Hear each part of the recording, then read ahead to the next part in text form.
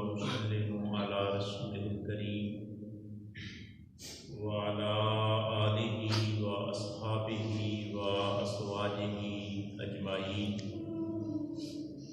أما بعد فأعوذ بالله من الشيطان الرجيم بسم الله الرحمن الرحيم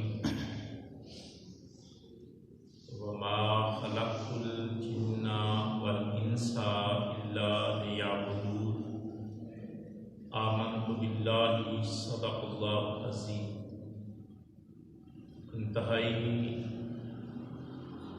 عزت کے لائق حاضرین کرام، برادران اسلام، حمد باری تعالیٰ کے بعد تمامی احباب انتہائی محبت کے ساتھ نبیوں کے تاجدار، امت کے غم گسار، انسانیت کے محسن، روح اول، عقل کل، پیغمبر اعظم، ہادی برحق، نور مجسم، شفیع معظم، سرکار ہر دو عالم، احمد مجتبیٰ جناب محمد مصطفیٰ صلی اللہ تعالی علیہ وآلہ وسلم کی بارگاہ مقدسہ میں اپنی اپنی طرف سے درود اور سلام دونوں پیش فرمائیں۔ الصلاۃ والسلام علیک یا رسول اللہ وعلی آلک واصحابک یا رسول اللہ، الصلاۃ والسلام علیک یا رحمۃ للعالمین وعلی آلک واصحابک یا شفیع المذنبین، الصلاۃ والسلام علیک یا رحمۃ المحسنین وعلی آلک واصحابک یا مراد المشتاقین۔ حاضرین محترم، ہفتہ وار بندگی کے لیے اللہ کی توفیق سے ہم سب اس کے گھر میں حاضر ہیں۔ دعا فرمائیں کہ اللہ تعالیٰ ہم عاجز بندوں کی اس ہفتہ وار حاضری کو قبول فرما کر اللہ تعالیٰ ہم سب کو دارین کی سعادتیں عطا فرمائے، اور اللہ تعالیٰ ہمارا دین اور دنیا دونوں بہتر فرمائے، آمین ثم آمین۔ اللہ تعالیٰ کی بندگی کے لیے، اس کی بارگاہ بے نیاز میں جبین نیاز چھپانے کے لیے صرف اس آدمی کو موقع ملتا ہے جس پر اللہ راضی ہوتا ہے۔ آدمی لاکھ جتن کرے، جب تک میرا مالک راضی نہ ہو،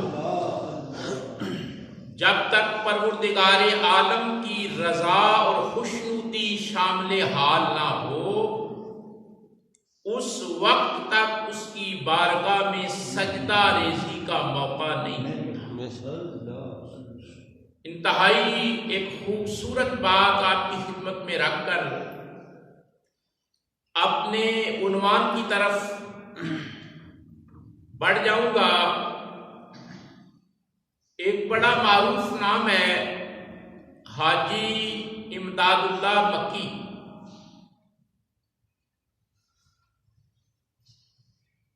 وہ فرماتے ہیں کہ میں نے ایک آدمی کو دیکھا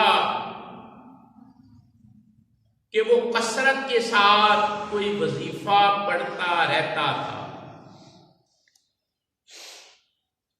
اللہ تعالیٰ کی تعریف کرتا، تسبیح بیان کرتا، تحلیل بیان کرتا، تحمید بیان کرتا۔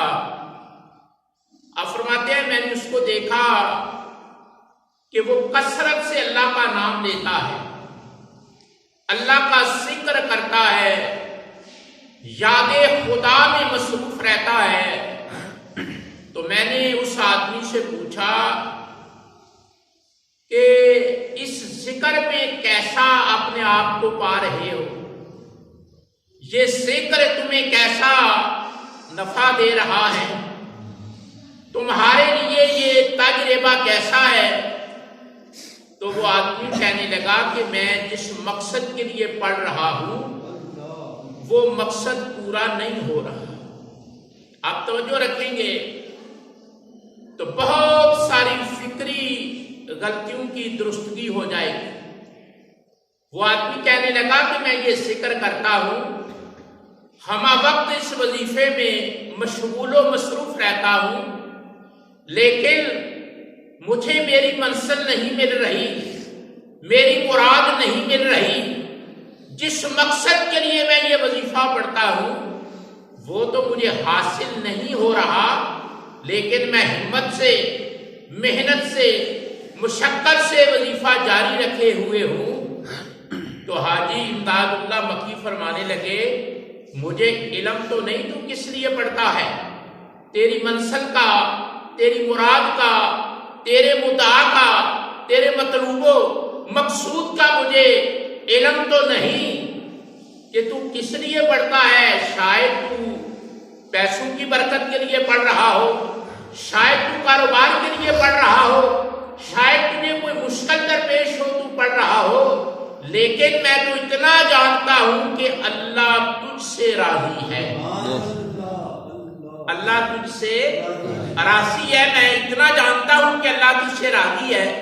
وہ آدمی کہنے لگا کہ جناب آپ بزرگ آدمی ہیں، عالم دین ہیں، اللہ کے دوست ہیں، آپ کو یہ کیسے پتا چلا کہ اللہ مجھ سے راضی ہے؟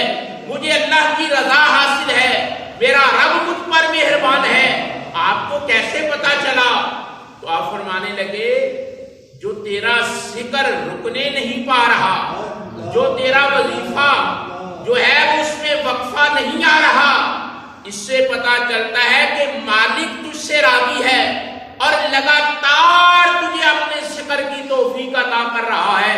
میرا رب جس سے راضی ہوتا ہے اسے اپنی بندگی کی توفیق عطا کرتا ہے، اسے سجدہ ریزی کی توفیق عطا کرتا ہے، اسے اپنی جان کا تحفہ عطا کرتا ہے، اور جس سے اللہ ناراض ہوتا ہے اللہ اسے اپنے ذکر کی توفیق عطا نہیں کرتا، اپنی بندگی کی توفیق عطا نہیں کرتا، بلکہ وہ بغاوت کرتا ہے، سرکشی کرتا ہے، آوارگی کرتا ہے، فضولیات میں رہتا ہے اور اپنی انا پر ڈٹا رہتا ہے، اور جس سے میرا رب راضی ہوتا ہے اسے اپنی یاد کی توفیق عطا فرماتا ہے۔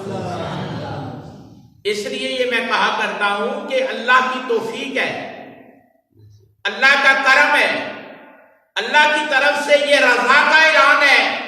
جس کو سجدے کا موقع مل جائے، جس کو بندگی کا موقع مل جائے، جسے اپنے رب کے نام کی مالا جپنے کا موقع مل جائے، جسے نغمہ توحید الاپنے کا موقع میسر آ جائے، وہ یہ خیال رکھے کہ میرا رب مجھ سے راضی ہے اور مجھے موقع عطا کر رہا ہے۔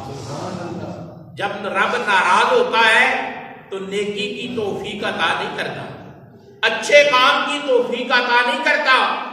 جب آدمی اچھا کام کرے اس وقت یہ تصور رکھے، خیال رکھے، گمان کرے کہ اس میں میرا کمال نہیں، میرے رب کا کمال ہے۔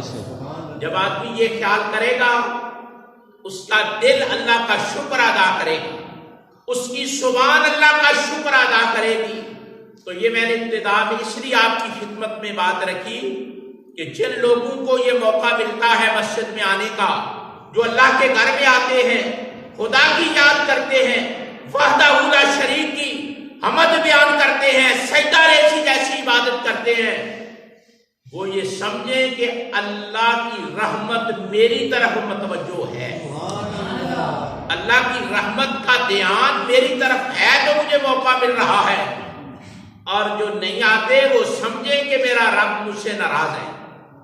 وہ چاتر نہ بنے، شاطر نہ بنے، وہ بڑے باتیں نہ کرے، جو اللہ کی بارگاہ میں نہیں آتے ان کے لیے یہ فیصلہ ہے کہ اللہ ان سے ناراض ہے، اور جو اللہ کی بارگاہ میں آتے ہیں فیصلہ یہ ہے کہ اللہ ان سے راضی ہے۔ جو گفتگو کا عنوان ہے وہ بھی اسی سے ملتا جلتا ہے، اسی لیے یہ بات عرض کی ہے تمہید کے طور پر کہ فیصلہ کیا کرو کہ اللہ کے ساتھ میرا تعلق کس ڈگر پہ جا رہا، غور کیا کرو کہ میرا لیول تعلق کا کیا ہے۔ اگر دوست کے تعلق کو پہچان جاتا ہے، سمجھ جاتا ہے، برادری کے تعلق کو جان جاتے ہو، احباب کے تعلق کو جان جاتے ہو، اپنے کولیگز کے تعلق کو جان جاتے ہو، اپنے محلے دار یار دوست ان کے تعلق کو سمجھتے ہو کہ مضبوط ہو رہا ہے یا ٹوٹ رہا ہے، تو اے میرے بھائی، اے میرے بزرگ، اے میرے عزیز، پھر یہ بھی جاننے کی کوشش کرو کہ میرا رب سے تعلق ٹوٹ رہا ہے یا بن رہا ہے۔ آسانی سے پتہ چل جائے گا، کسی فلسفے کی ضرورت نہیں، کسی بڑے لمبے چوڑے نصاب کی ضرورت نہیں، کسی بڑے دانا کی بھی ضرورت نہیں۔ آدمی کا ضمیر فیصلہ دے دے گا کہ اللہ تجھ سے راضی ہے یا ناراض ہے۔ اگر تجھے نیکی کی توفیق ملتی ہے، نیکی کا موقع ملتا ہے اور اللہ کو راضی کرنے کے لیے ٹائم ملتا ہے تو پھر سمجھ لو اللہ راضی ہے، تعلق چل رہا ہے، تعلق بحال ہے۔ لیکن اگر ایسا نہیں ہے، ہفتے گزر گئے، مہینے گزر گئے، سال گزر گئے، عمر بیت گئی، اللہ سے تعلق بنانا نہیں آ رہا تو سمجھ لو مہر لگ چکی ہے، رب ناراض ہے۔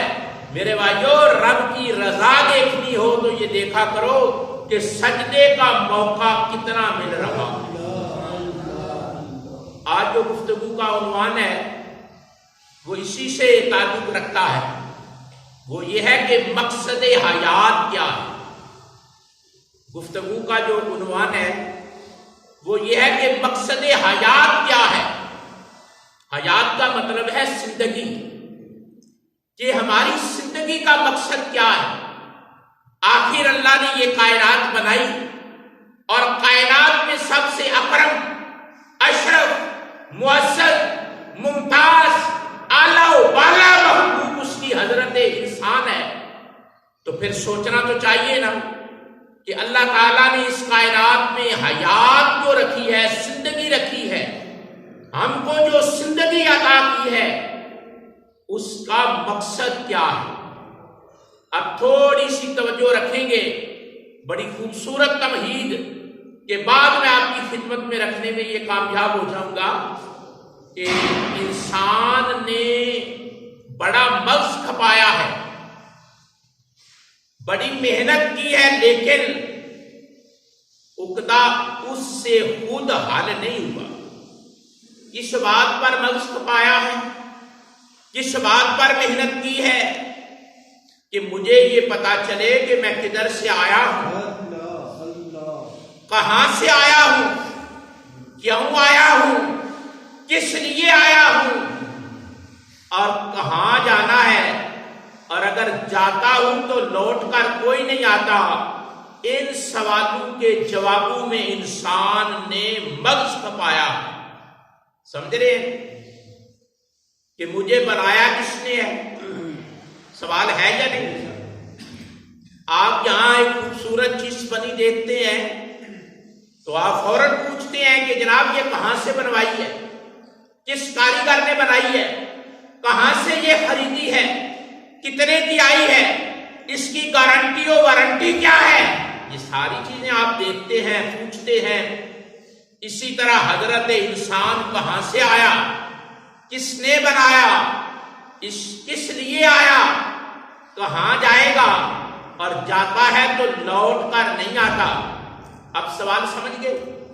یہ سوال بنتے ہیں یا نہیں بنتے؟ یہ سوال ذہنوں میں اٹھتے ہیں یا نہیں اٹھتے؟ یہ سوال پیدا ہوتے ہیں یا نہیں ہوتے کہ مجھے بنانے والا کون ہے، مجھے کائنات میں بھیجنے والا کون ہے، میرے بھیجنے کا مقصد کیا ہے، اور میں لوٹ کر جاتا ہوں، کہاں جاتا ہوں، اور لوٹ کر جانے والا دوبارہ نہیں آتا۔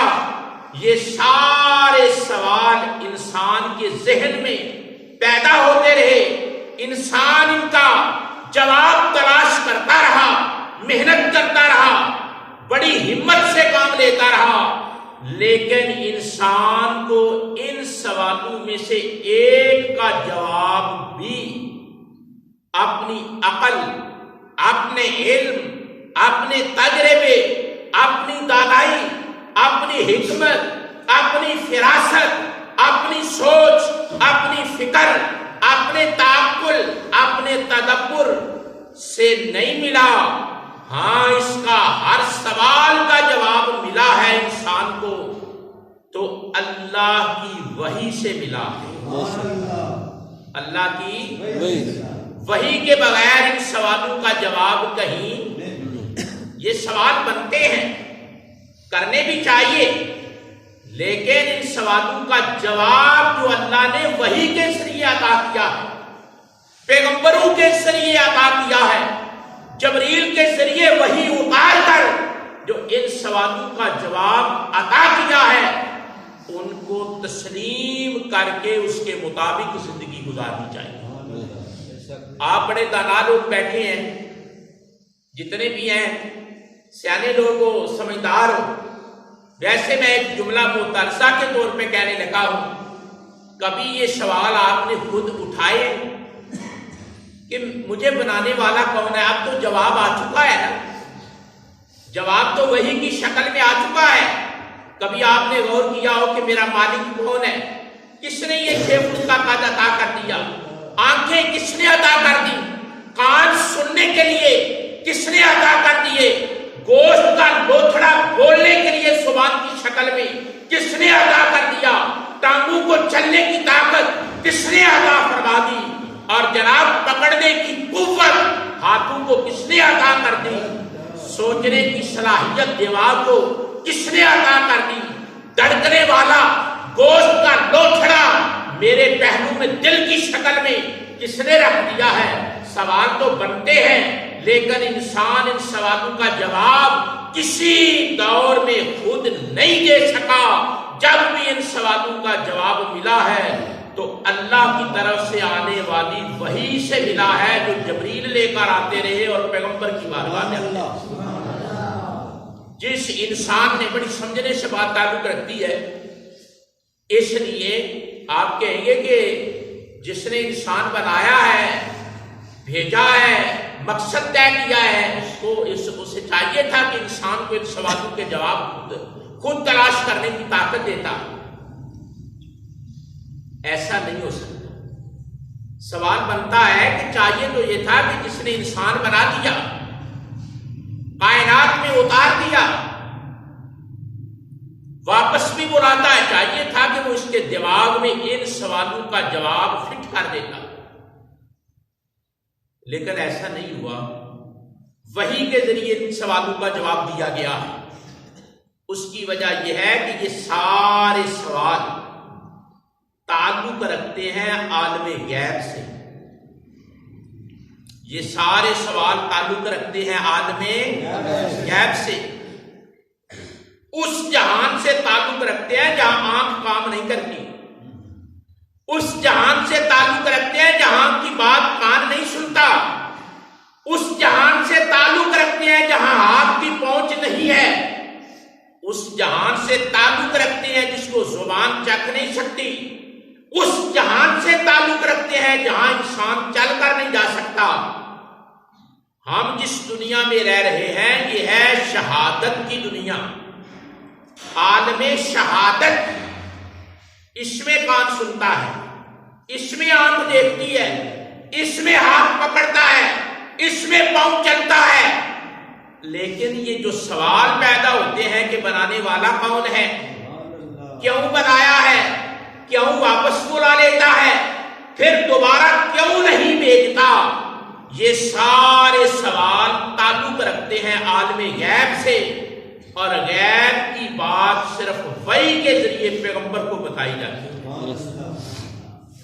اس لیے کسی دانا آدمی نے بڑی خوبصورت بات کہی ہے، وہ کہتے ہیں جو فلسفیوں سے کھل نہ سکا جو فلسفیوں سے کھل نہ سکا، جو نکتہ وروں سے حل نہ ہوا، اس راز کو کون سا راز؟ جو فلسفیوں سے نہ کھل سکا، جو نکتہ وروں سے حل نہ ہوا، اس راز کو ایک کملی والے نے بتلا دیا چند اشاروں میں۔ حضور نے چند اشاروں میں وہ راز بتا دیا۔ وہ راز جو بڑے فلسفی کھولنا چاہتے تھے، وہ نکتہ جسے بڑے بڑے دانا حل کرنا چاہتے تھے، نہ کر سکے۔ زندگیاں بیت گئیں، علم پڑھتے رہے، فلسفے پیدا کرتے رہے، سوچتے رہے، حل ہو گئے، لیکن ان سوالوں کا جواب نہ دے سکے۔ لوگ گمراہ بھی ہوئے۔ کسی نے کہا کہ یہ زندگی موسم بہار کے پھول کی طرح ہے۔ یہ میں پڑھی لکھی بات آپ کی خدمت میں رکھ رہا ہوں۔ جو فلسفے والے تھے انہوں نے کہا یہ زندگی موسم بہار کے پھول کی طرح ہے۔ جس طرح موسم بہار میں پھول کھلتا ہے، بڑا خوبصورت ہوتا ہے، رونق بخشتا ہے، خوشبو بکھیرتا ہے، کائنات کو رنگ و نور عطا کرتا ہے، لیکن چند دن گزرتے ہیں وہ پھول بکھر جاتا ہے، مرجھا جاتا ہے، اس کا رنگ بھی پھیکا پڑ جاتا ہے، اس کا وجود بھی بکھر جاتا ہے، اور جس نے 3-4 دن پھول پہلے دیکھا ہوتا ہے اسے وہ پھول نظر نہیں آتا۔ کسی نے کہا زندگی کی یہ حقیقت ہے، کسی نے کہا نہیں ایسا نہیں ہے، یہ زندگی دارالجزا ہے، کسی نے کہا نہیں یہ زندگی آٹومیٹکلی چل رہی ہے، کوئی آ رہا ہے کوئی جا رہا ہے۔ اللہ اکبر! اللہ نے وحی اتار کر آمینہ کے لال کے سینے پر قرآن نازل کر کے فرمایا سمجھو جو فلسفیوں سے حل نہ ہوا، جو فلسفیوں سے کھل نہ سکا، جو نکتہ وروں سے حل نہ ہوا، اس راز کو کملی والے نے بتلا دیا چند اشاروں۔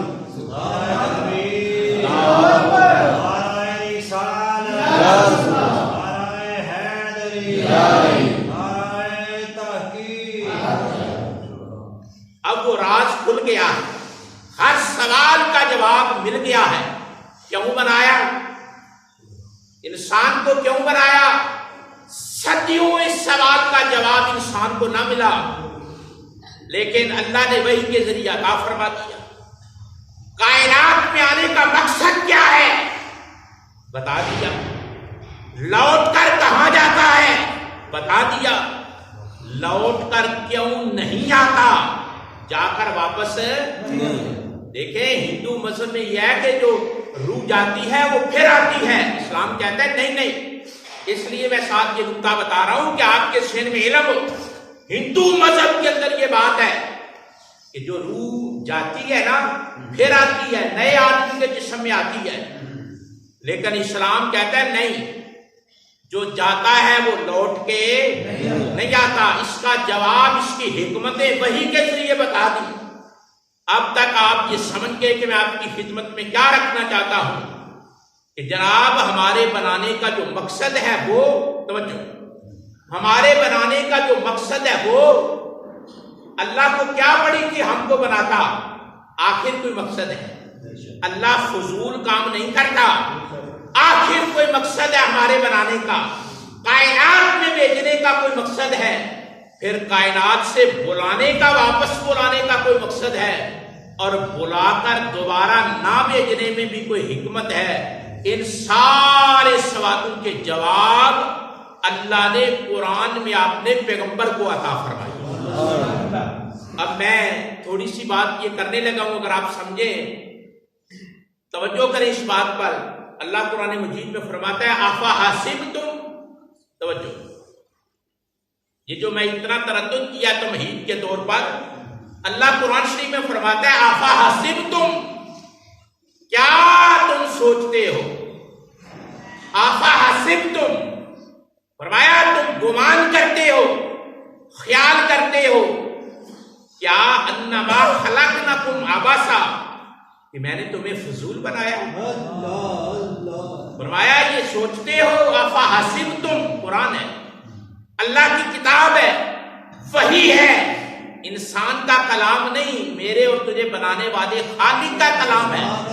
اللہ فرماتا ہے انسانوں تم سوچتے ہو، افا حسبتم انما خلقناکم عبثا، کہ میں نے تمہیں کوئی فضول پیدا کیا ہے؟ تمہاری سوچیں، اللہ نے تو ہماری سوچ کو بھی بیان کر دیا ہے۔ اللہ وہ ہے جو سوچوں کو بیان کرتا ہے۔ میں نے ایک جملہ 2-3 دن پہلے ایک محفل میں کہا کہ دو ذاتیں ایسی ہیں جو انسان کے بارے میں وہ جانتی ہیں، توجہ ہے، جو انسان کے بارے میں 2 ذاتیں ایسی ہیں جو وہ جانتی ہیں انسان کے بارے میں، جو انسان خود نہیں جانتا۔ 2 ذاتیں ایسی ہیں جو انسان کے بارے میں اتنا جانتی ہیں جتنا انسان اپنے بارے خود نہیں جانتا۔ ایک اللہ ہے، اللہ کی ذات ہے کہ انسان کے بارے میں جتنا وہ ذات جانتی ہے انسان خود بھی اپنے بارے میں اتنا نہیں جانتا۔ انسان کو خود نہیں پتا کہ میرے لیے کیا بہتر ہے۔ اللہ قرآن میں فرماتا ہے یہ مانگتا تو ہے، ہاتھ اٹھاتا ہے، عقل دوڑاتا ہے، مانگتا ہے، دستے سوال دراز کرتا ہے، لیکن یہ نہیں جانتا کہ اچھا کیا ہے اور برا کیا ہے۔ میرے لیے اچھا کیا ہے اور برا کیا ہے، تو پھر اچھا کون جانتا ہے؟ اللہ۔ اور میرے لیے برا کیا ہے میں نہیں جانتا، اللہ جانتا ہے۔ تو ایک اللہ کی ذات ہے جو بندے کے بارے میں بندے سے زیادہ جانتی ہے۔ میں نہیں جانتا، آپ نہیں جانتے، اللہ زیادہ جانتا ہے ہمارے اندر۔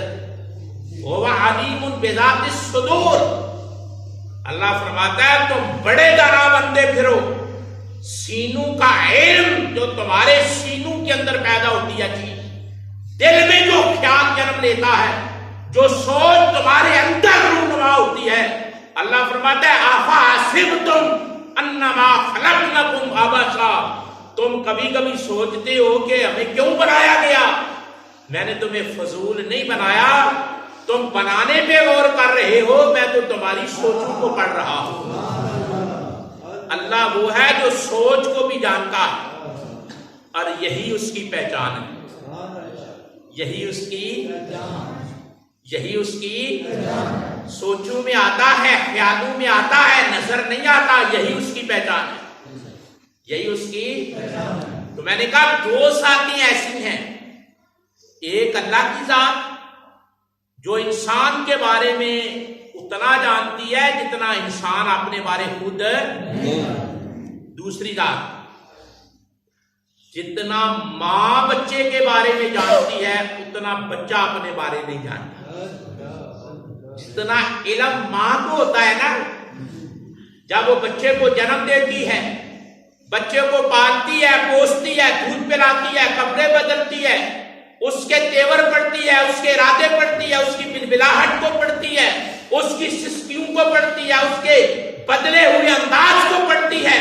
بچہ بول نہیں سکتا، کلام نہیں کر سکتا، بتا نہیں سکتا، لیکن خدا نے ماں کو اتنی صلاحیت، اتنی طاقت، اتنا تعلق اور اتنا لنک بچے کے ساتھ عطا کیا ہے کہ گوشت کا پڑا ہوا لوتھڑا جب حرکت کرتا ہے، لب بڑبڑاتا ہے اور اپنے پہلو بدلتا ہے، اشارے کرتا ہے، اللہ نے ماں کو یہ طاقت عطا کی ہوتی ہے کہ ماں سمجھ جاتی ہے پیاسا ہے، بھوکا ہے، یہ بولو براس کرنے والا ہے، اس کو کپڑے بدلنے کی ضرورت ہے۔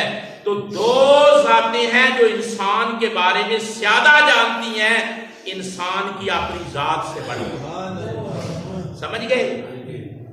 یہ جو تم کبھی جب اللہ سے مانگتے ہو نا، توجہ ہے، میری طرف دیکھا کرو، جب اللہ سے مانگتے ہو تو یہ خیال کیا کرو کہ میں جس سے مانگ رہا ہوں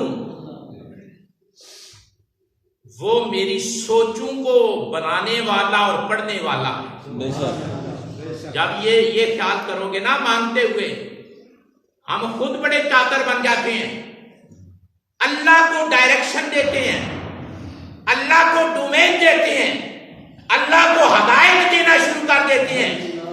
بعض لوگ اس طرح دعا مانگتے ہیں، اس طرح اللہ سے مانگتے ہیں جیسے اللہ کو سمجھا رہے ہیں، اللہ کو انسٹرکشن دے رہے ہیں، اللہ کو ڈیڈکشن دے رہے ہیں کہ اللہ ایسے کر دے، اللہ ایسے کر دے، اللہ ایسے کر دے۔ ارے سوچ، تیرا مالک ہے، وہ خالق ہے، تیرے ارادوں کو تجھ سے بہتر جانتا ہے۔ یوں کہا کرو، اے اللہ جو تو بہتر جانتا ہے میرے لیے وہ کر دے، میرے لیے وہ کر دے۔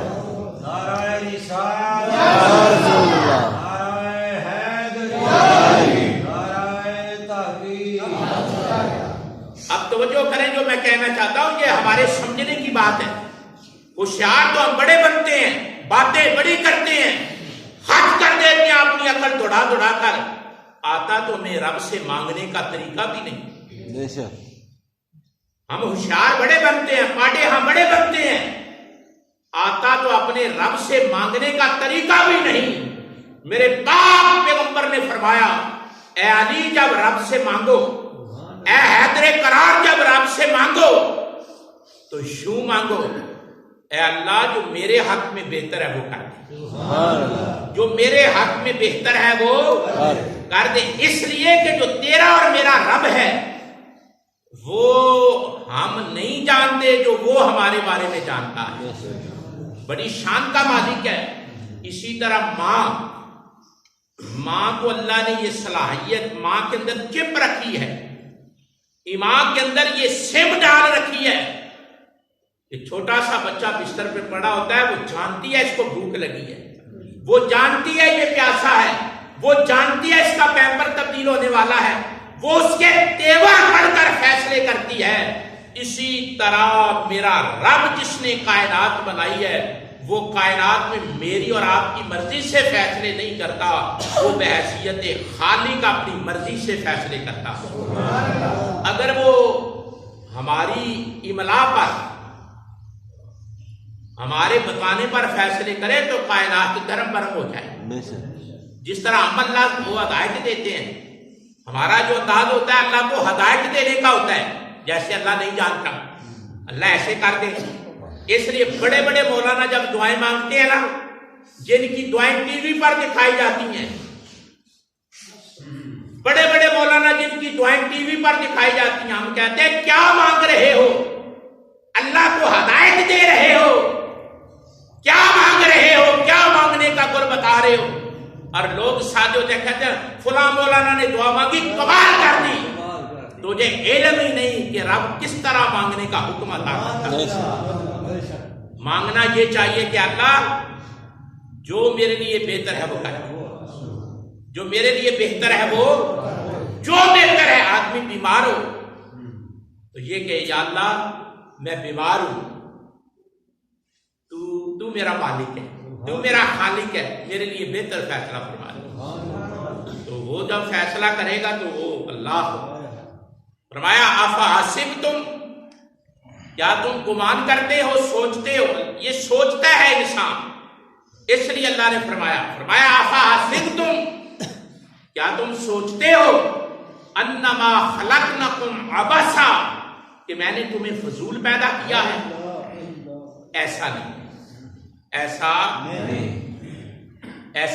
نہیں۔ اللہ نے صرف کھانے کے لیے پیدا نہیں کیا، اللہ نے صرف پہننے کے لیے پیدا نہیں کیا، اللہ نے صرف اولاد بنانے کے لیے پیدا نہیں کیا، اللہ نے صرف کوٹھیاں بنانے کے لیے پیدا نہیں کیا، اللہ نے صرف زمیندارے کو فروغ دینے کے لیے پیدا نہیں کیا، اللہ نے صرف تجارت میں جوہر دکھانے کے لیے پیدا نہیں کیا۔ اللہ فرماتا ہے یا ایھا الناس، اے لوگوں، اس میں کافر بھی ہیں، مسلم بھی ہیں، عیسائی بھی ہیں، یہودی بھی ہیں، ہندو بھی ہیں، سکھ بھی ہیں۔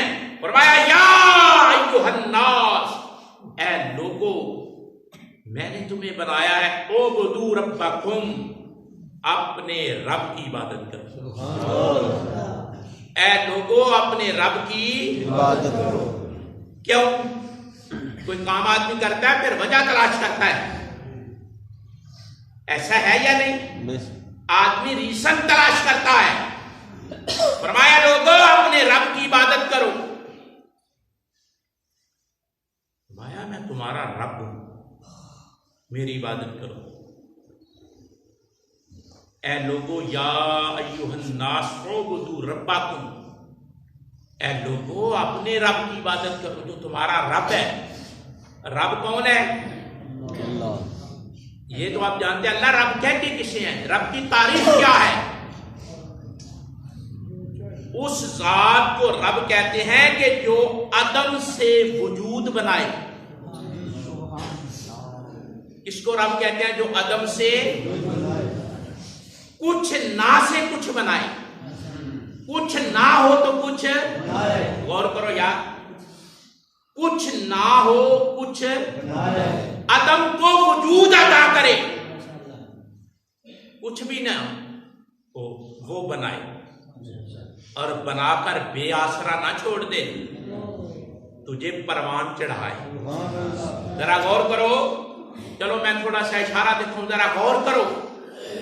باپ کی صلب میں، باپ کی صلب میں تم تھے، پھر باپ کی صلب سے اترے، ماں کے شکم اطہر میں داخل ہوئے، پھر کائنات میں آئے، کائنات میں آ کر آپ کو بے سہارا نہیں چھوڑا۔ ماں خوشی سے انتظار کر رہی تھی کہ میں اپنے بچے کو پالوں گی، دودھ پلاؤں گی، بڑا کروں گی، نہلاؤں گی، بے آسرا تو نہیں نہ چھوڑا، بچے کو بے آسرا چھوڑا ہے۔ پھر وہ بڑا ہوا، اس کو پڑھایا گیا، بیایا گیا، صاحب اولاد بنا۔ یہ سارے کام کرنے کو رب کہتے ہیں، یہ سارے کام کرنے کو رب کہتے ہیں کہ جس نے تمہیں وجود عطا کیا، تم کچھ نہیں تھے۔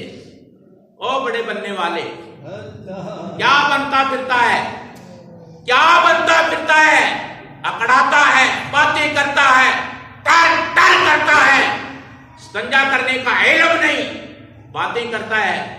اللہ فرماتا ہے تم کچھ نہیں تھے، میں نے تمہیں کچھ بنایا، میں نے تمہیں، اور بنا کر تمہیں، تم کائنات میں آئے تو ایک باپ اور ماں تمہارا انتظار کر رہے تھے۔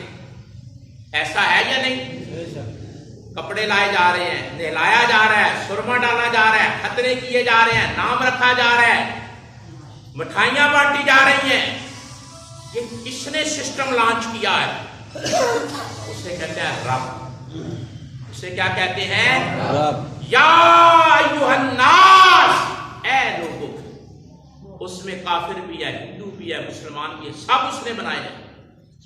اعبدوا ربکم، اپنے رب کی عبادت کرو۔ آگے وجہ بیان فرمایا ایک تو میں نے تمہیں وجود عطا کیا ہے، آگے آگے فرمایا والذین یا ایھا الناس اعبدوا ربکم الذی خلقکم، میں نے تمہیں پالا بھی ہے، بنایا بھی ہے، اور آگے فرمایا جو تم سے پہلے والذین من قبلکم لعلکم تتقون، صرف تمہیں نہیں بنایا، تیرے باپ کو بھی میں نے بنایا، تیرے دادا کو بھی میں نے بنایا، تیرے پردادا کو بھی بنایا۔ اور پھر قرآن میں فرمایا وَمِنْ آیَاتِهِ، اللہ کی نشانیوں میں سے یہ نشانی ہے کہ ان خلقکم، کہ تم کو پیدا کیا من تراب، مٹی سے، یعنی یہاں سے شروع کرو، پہلے انسان کی پیدائش تک جاؤ، تمہیں لگ پتا جائے۔ فرمایا اللہ نے کہ میں نے تمہیں پیدا کیا، تمہارے باپ کو پیدا کیا، تمہارے دادا کو پیدا کیا، تمہارے پردادا کو پیدا کیا، حتی ومن آیاتہ ان خلقکم من تراب، کہ مٹی تک چلے جاؤ پیچھے کہ میں نے تم کو مٹی سے پیدا کیا۔ کس سے پیدا کیا ہے؟ مٹی سے۔ یہ جو کہتا پھرتا ہے کہ میں یہ ہوں، میں وہ ہوں، فرمایا میری اللہ کی یہ نشانی ہے کہ یہ صورتیں میں نے مٹی سے پیدا فرمائی، یہ میری نشانی ہے، میرا اور آپ کا وجود اللہ کی نشانی ہے۔ وَمِنْ آیَاتِهِ، اس کی جو نشانیاں ہیں نا ان میں ایک نشانی میرا اور آپ کا وجود ہے.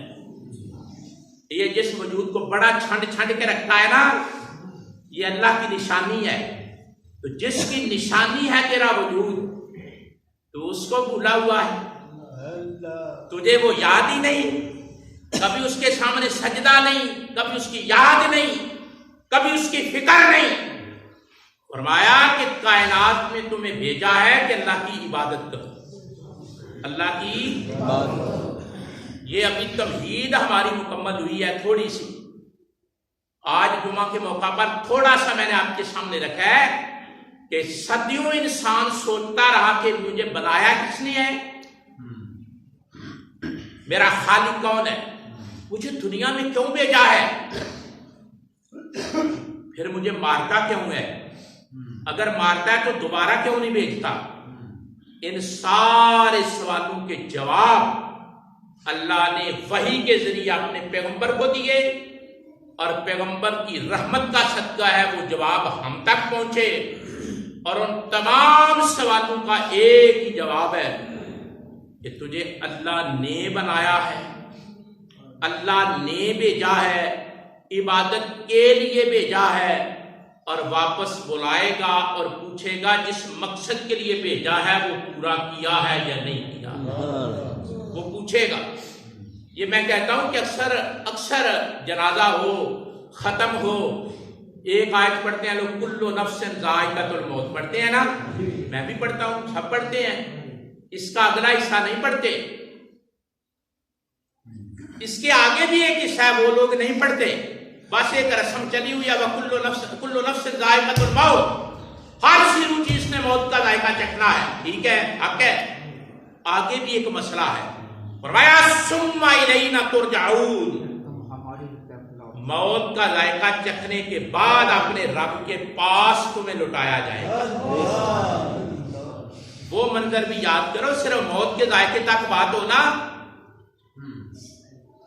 موت کے ذائقے تک بات نہیں ہے. کل نفس ذائقۃ الموت, موت کا ذائقہ چکھنے کے بعد بھی ایک مرحلہ ہے, ثم الینا ترجعون. یار تم لٹائے جاؤ گے, ہم سب لٹائے جائیں گے اپنے رب کے سامنے. کس مقصد کے لیے لٹائے جائیں گے؟ کہ تجھے ایک امانت عطا کی تھی. ان عرضنا الامانہ, ایک امانت سورہ احزاب ہے, ان عرضنا الامانہ, ایک امانت تمہیں عطا کی تھی جسے زندگی کہتے ہیں. بتا وہ کن کاموں میں گزار کے آیا ہے. ثم الینا ترجعون, پھر لٹائے جاؤ گے اپنے رب کے پاس اور پوچھا جائے گا 60 سال کی, 70 سال کی, 40 سال کی, 35 سال کی, 100 سال کی, بتا کیا گل کھلا کے آیا ہے, کیا کیا کر کے آیا ہے, کیا جواب دو گے؟ اگر یہ جواب دینا ہے مقصد کائنات کا, اپنی زندگی کے مقصد کا, اپنے رب کو یاد کیا, اپنے رب کو یاد کیا. اور جو رب کو یاد کرتا ہے وہ فیصلہ کر لے کہ میرا رب مجھ سے راضی ہے. جسے یاد کا موقع نہیں ملتا رب اس سے راضی نہیں. سجدے کا موقع اسے ملتا ہے جس سے رب راضی ہوتا ہے, جس سے رب.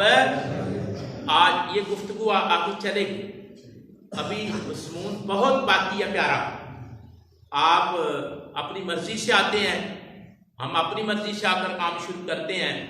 اگر اس میں مطابقت پیدا ہو جائے تو مضمون کو اور بہتر انداز میں پیدا کیا جا سکتا ہے, ٹھیک ہے. آپ آتے ہیں فٹیگ کے طور پہ, ہم آتے ہیں ڈیوٹی کے طور پہ, فرق ہے. اگر اس کو ایک پلیٹ فارم پہ اکٹھا کر دیا جائے کہ سب ذمہ داری سے آئیں تو آدھے گھنٹے میں 45 منٹ میں یہ سیکھنے کی نشست مکمل ہو سکتی ہے, ٹھیک ہے. تو کوشش کیا کریں وقت پر آئیں, پھر بات صحیح سمجھ آتی ہے. آج ہم نے یہ سیکھنے کی کوشش کی ہے کہ یہ جو سوال پیدا ہوتے ہیں ان کا جواب کیا ہے. یہ سلسلہ آگے چلے گا, بڑا دلچسپ اور مزیدار قرآن مجید سے. وما توفیقی الا باللہ, جن دوستوں نے سنت یاد فرمانی ہے وہ سنت یاد.